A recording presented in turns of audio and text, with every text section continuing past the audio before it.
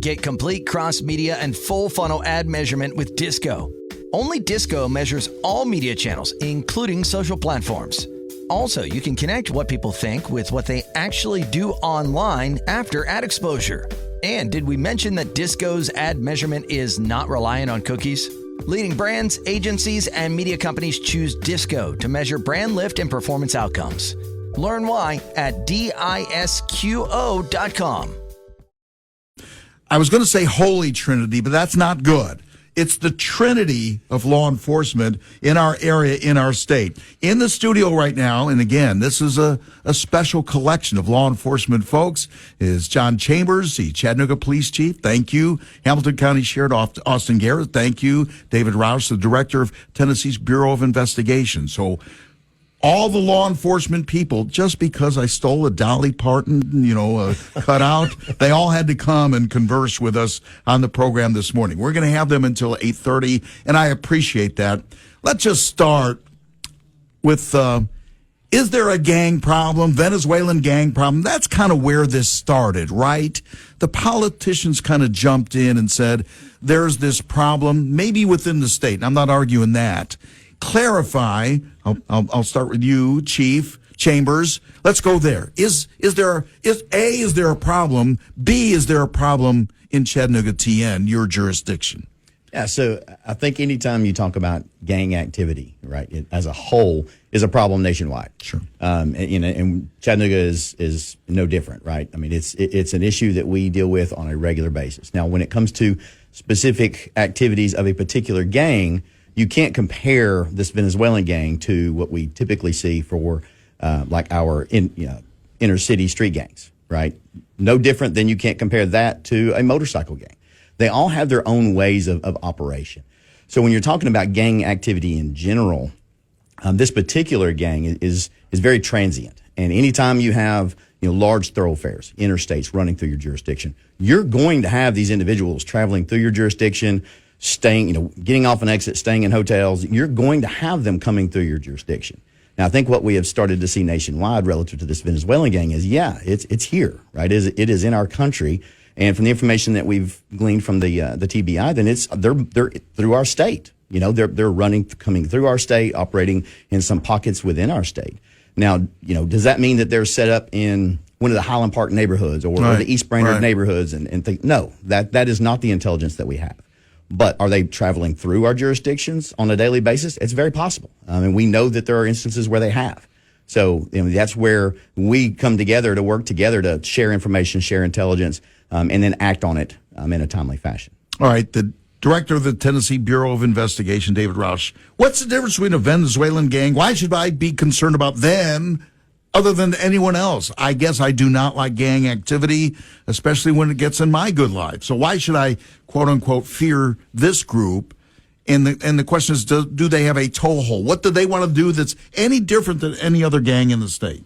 Yeah, so I think it's very important to understand, as Chief said, all gangs are not good organizations, right? They all are. They're called gangs because of their criminal nature that they get engaged in. So, as Chief mentioned, your local gangs that operate in the space of typically drug trafficking and those types of operations. This gang is a bit different in that they are a transnational criminal organization. So what makes them different is they do move about. Now they remain transient until they get comfortable. If they get into an area where they feel like they are able to operate with impunity, then they will start to dig their heels in, right? As we have seen in some of the other communities. They have TD8 itself, the Tren de Aragua. They have set up in communities. Now we found it by accident, frankly, the first time, and that was in Middle Tennessee, in the Nashville area. They did have a couple of homes that they were living in, and so when we discovered it, we went after it, and they left. They left Tennessee for a brief period, but they have returned. And what we're seeing is, based on the intelligence we have and the information that we have through our human trafficking operations. So the TBI has primary jurisdiction in human trafficking. for Tennessee. And so we see a lot of this through our human trafficking operations. And so the TDA gang, what we're learning from our peers throughout the country is they move into various types of criminal activity if they get a foothold. What we're trying to do, and what my purpose was in introducing this information, was to assure that all of policing in Tennessee understands we're not going to let them get their foothold in Tennessee. We are going to push back. We are going to identify them, and we're going to remove them as quickly as we can as soon as we notice them. Well, it's all about, and everything in this life is about money and power, right? Yes. Doing it legally, doing it illegally. So they want trafficking, drugs, yes? Yes. So they start with trafficking. They move into the retail crime theft, and then they move into the drug trade. That's been their pattern in other cities that we have had communications with outside of Tennessee. And so what we want to do is stop them at the first step. We want to stop them in the human trafficking phase. If we can stop them here and keep them from getting their foothold, then they don't move into the next two phases, right? They are a very violent criminal gang when they get a foothold. So what we want to do is to stop them before they get there. Are they more violent than other groups? Oh, absolutely. And that's the fear. That is the fear. Yes. So based on all of the intelligence and the information we're receiving from our peers, again, New York City has seen them. I mean, they've attacked New York police officers. They have zero regard for policing. They don't care that a police officer, one, has the authority and the training to take them on. That doesn't keep them from doing what they do. They'll attack a police officer, which is our fabric of safety in our community. Sure. Well, everyone thinks they're a badass, right? Yes. Yeah, absolutely. And these folks are, and they are very dangerous. And they have a history of this. I mean, if you look at the history of them, if you study where they've come from and how they've been created, they're a gang that started in the Venezuelan prisons. And then they were so powerful that the government in Venezuela at a point allowed them to run the prisons. And then they started to get heat, the government, because of what they were doing within those prisons. They had a criminal organization that was running a corporate entity out of each of the prisons in Venezuela. And so when the government started taking heat on that, they went in to shut it down, and then they claimed that they all escaped. And so the escapees have... You sound cynical. I'm sorry. Yes. And those escapees now, they have figured out a way to utilize our system in the U.S., come in and they claim asylum, because asylum is a claim that Venezuelans can make. Mm-hmm. And they're allowed to come into our country under those claims. And then they're coming in here trying to set up publicly what they had done in the prisons in Venezuela. And that's where the challenge is, right? And think about it. If you were going to be the gang running operations in a prison, imagine the violence that comes along with that. And that's what we're trying to push back against. That's why we're raising the information. I think what's happened, and the sheriff and the chief and I have talked about this, is as we talked about it, we were talking about it in the human trafficking space, but people's mindset immediately goes to the reports of them overtaking apartment complexes. Yes. You know, that hasn't happened in Tennessee. I want to make that very clear. We never said that has happened in Tennessee. What we said is that they are here and they are operating with that, and we know that for a fact. And so what we want to make sure that everyone knows is they are in Tennessee. They are hitting our big four cities, and absolutely the chief and sheriff are correct. They're operating because these are major thoroughfares throughout our state. All four of our big cities are major thoroughfares, and it's where large numbers of people live and gather. And that's where they're going to, like any other business, they'll come in and open their business up, which is right now in the human trafficking space. Austin Garrett, Sheriff, what signs do you look for? Well, again, we work with our partners, and we do a lot of what we do based off intelligence that the director talked about. You know, and part of that, what we do is we have people assigned to the TBI task force, and their job is to work with the TBI, Chattanooga PD, has people assigned to the task force to actually be working ahead of the game on this with them. You can't just go out and say because a person is from Venezuela, they're a member of a gang. Within the jail, we have classification processes, validation processes that we can look to validate a person being a member of an organization. But sometimes this is so intricate that it takes even federal partners to identify someone being a member of one of these organizations. And I'll touch on what the director said a second ago.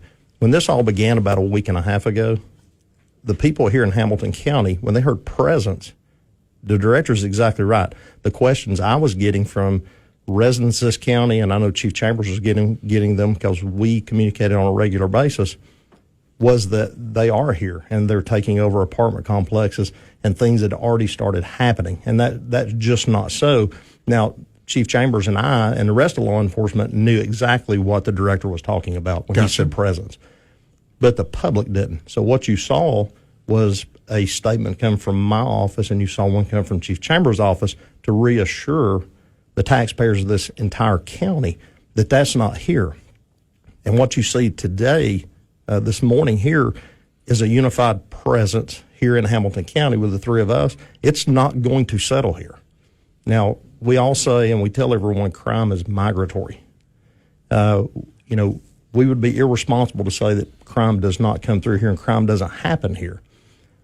But in trafficking, a trafficking organization may be in Atlanta tonight.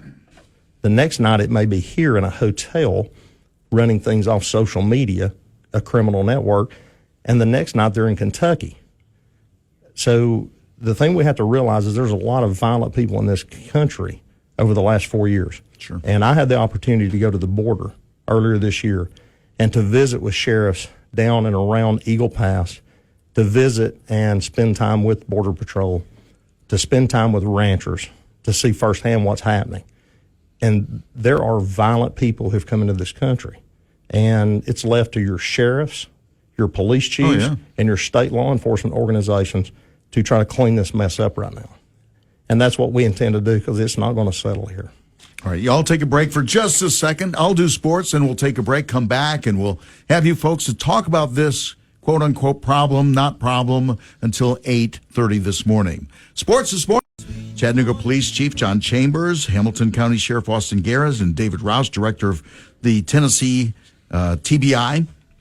I think this all, let me ask you, Mr. Rausch, piggybacks on the political season where obviously immigration was a huge deal, one or two, depending on who you talk to. It was either economy and immigration or immigration economy.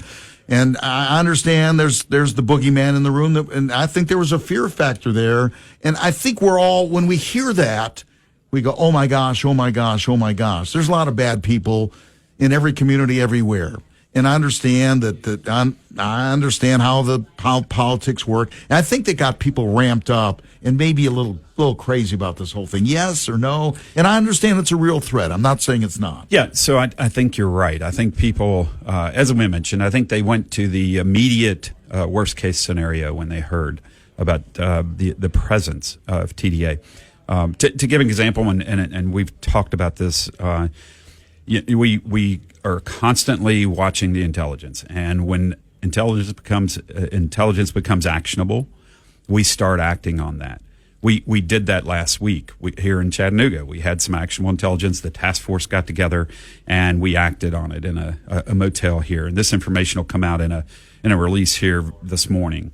And we took into custody 4 individuals, 3 females and a male. That male has been confirmed through our federal sources to be TDA.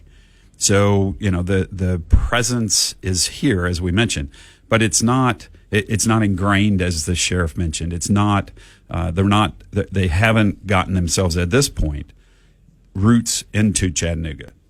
That is why we do these operations, to keep that from happening. So we want to make sure it's clear that when we say presence, we mean that they have operations that they are moving through the area in. And we want to make sure that we catch them before they can get comfortable. And that's what we've done recently. But if there's not fertile ground, they'll land somewhere else. They ain't going back to Venezuela. Well, hopefully the new administration will address that. in terms of getting them back out of this country. There's challenges, obviously, because of the status of the government in Venezuela. Returns to Venezuela are, at this point, not possible.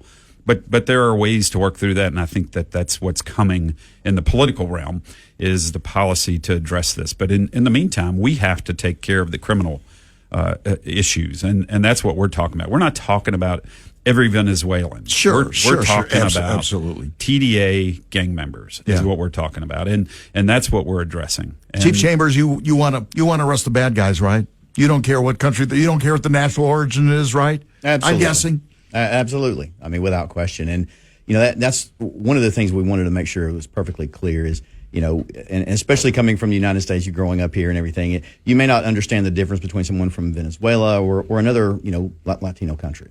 And we want to make sure that message is crystal clear, that we don't have issues with our Latino communities within Chattanooga or anything like that. And just because you see someone speaking Spanish does not automatically mean that they're involved in anything like this. What we focus on is the criminal activity. And make no mistake, we are absolutely of one voice and of one mind, all of our agencies working together, including our federal partners, that we are absolutely committed to ensuring that this particular group in and of itself never has the opportunity to establish a hold here, ever. And you asked, what do you do with them? Well, if we have anything to say about it, they're going to go to prison, and then we'll let the system work out as it should. Yeah, I was going to say, again, you don't want people to take the law in their own hands or, look upon any Spanish-speaking person, Mr. Garrett. I think I want people to be aware, but I don't want them ramped up, right? And there's a fine line in there, fine line. Yeah, and what I would encourage people to do is the thing we spread all the time. If you see something, say something. You can go to the Sheriff's Office website. You can download our app. There's a tip line. The Police Department, Chattanooga PD, has one as well. TBI has tip lines. And again, the three of us are here today symbolizing something. Just what the chief said, we're one on this. Mm-hmm. We're three different organizations, but we are one on this.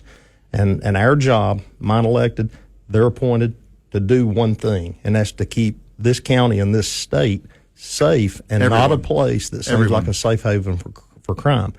And I've said it for a long time, Hamilton County will not be a welcoming place for criminals. That's awesome. I appreciate so much y'all coming in and helping, and you'll see this on the news later on today. And a united voice. What a wonderful thing. That's a good thing, right? People speaking with the same goal, keeping people safe. I don't care your color, creed, religion, language, whatever it is. Keeping people safe. That's what it's all about. Thank you so much. Talk Radio 102.3 is the Talk Monster. Need new glasses or want a fresh new style? Warby Parker has you covered. Glasses start at just $95, including anti-reflective, scratch-resistant prescription lenses that block 100% of UV rays. Every frame's designed in-house with a huge selection of styles for every face shape. And with Warby Parker's free home try-on program, you can order 5 pairs to try at home for free. Shipping is free both ways, too. Go to warbyparker.com/covered to try 5 pairs of frames at home for free. warbyparker.com/covered. Hey, it's Rich Eisen here. Join me and my compadre, Chris Brockman, every Monday on the Overreaction Monday podcast. Multiple 10-win teams in the NFC are going to miss the playoffs. Who are the multiple? So one of them is going to be an NFC North team, is what you're saying? Perhaps. And then another one's what? I think this could happen. I'll push back and Circle call that back. an overreaction. Come react or overreact with us. I like your moxie. I like the cut of your jib right there. Overreaction Monday. Wherever you listen, it's game over. Over, man. Manufacturing and technology are in high demand, and East Tennessee State has the program to put you at the top. This fall, join ETSU's new Mechatronics Engineering program and become a highly sought skilled professional in manufacturing and technology. This interdisciplinary program combines mechanical, electrical, control, and computer engineering to create intelligent systems. Apply at etsu.edu/mechatronics. At Advent Health, we know the heart. We've mapped it, modeled it, repaired it, and rehabbed it. We've screened it, strengthened it, and saved it. We know your heart. And we know there's an unstoppable human spirit at the center of it. Learn more about Advent Health, whole person care, and discover the experts in caring for the hearts of Northwest Georgia at georgiaheartexperts.com.